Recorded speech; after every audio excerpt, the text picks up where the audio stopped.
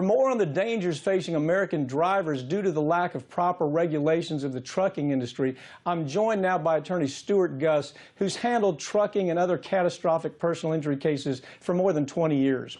Stewart, let's start by talking about the Tracy Morgan accident. It was one of the most high-profile trucking accident cases in recent years, and it helped bring the issue to light, as brief as that might have been. Remind viewers what happened in that accident and why it was out front on the newspaper headlines. Good evening, Mike. Thanks for having me. Yeah, in June of 2014, Tracy Morgan was in a limo bus on the New Jersey Turnpike.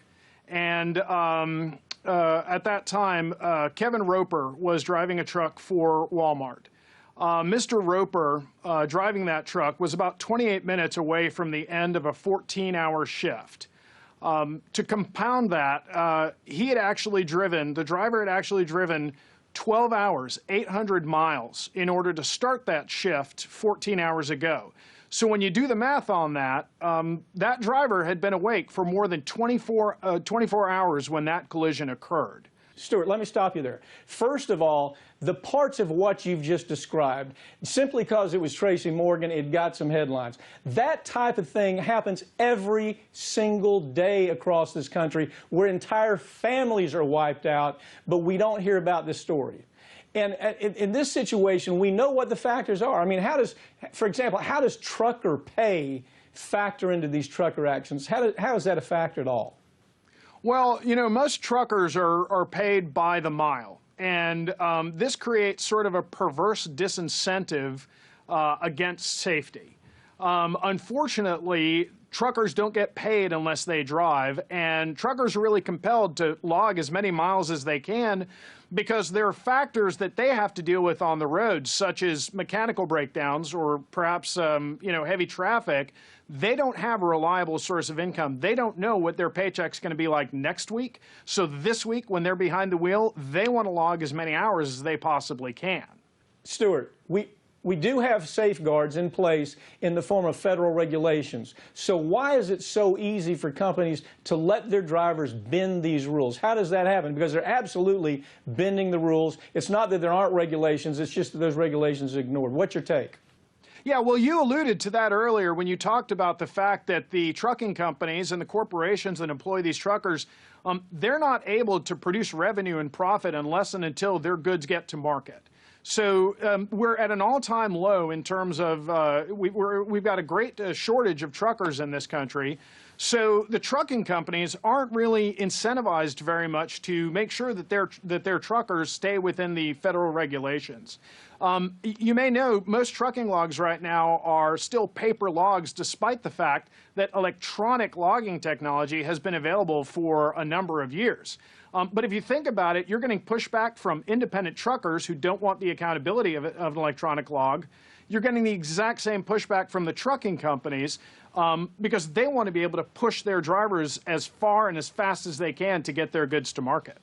Stewart, there's a huge amount of industry pushback here. Industry wants to weaken regulations, as you're pointing out. They want to weaken regulations really to where there aren't regulations.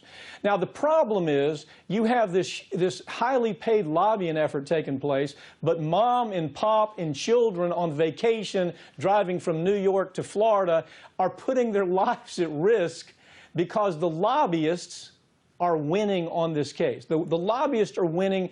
The trucking industry is getting what they want. Did I get that right, or do you have anything a variation of what I just said? No, you're absolutely right. And I'll tell you, the reason I'm so passionate about this is because if you think about it, we've got 4,000 deaths a year in this country from trucking accidents.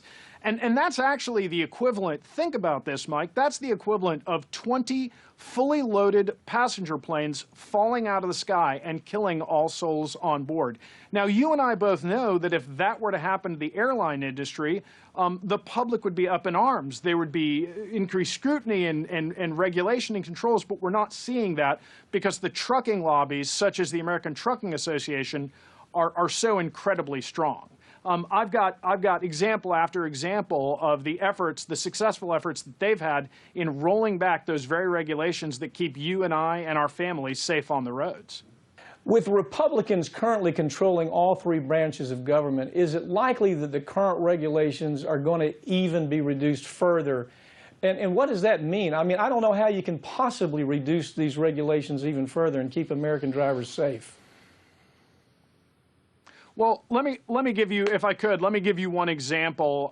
In addition to the maximum duty hour regulations, there's also a requirement for a reset period about once a week for truckers. It's supposed to simulate having a weekend, but that reset period is only 34 hours. If you think about that, that's like taking Saturday off and going back to work on Sunday afternoon instead of Monday morning. Well, the prior administration had tweaked that rule to require that reset period required 2 late-night sleep periods. Lo and behold, surprisingly, or I guess unsurprisingly, the lobbyists came out. They pushed hard to have that rule suspended, and lo and behold, it was. Additionally, I referred to electronic trucking logs earlier. That technology is available, and in fact, as it stands now, all trucking logs are supposed to be electronic by the end of 2017. With the current administration and the makeup of Congress, however, I think we can probably bet that enforcement is either going to be suspended or postponed. What is the typical pattern that you see? If you were to say, well, let me give you a typical pattern of how people end up getting killed. How is it that these truckers are taking entire families out there on the highway? And by the way, media is barely talking about this story. What is the pattern that comes to your mind that you see typically in these cases?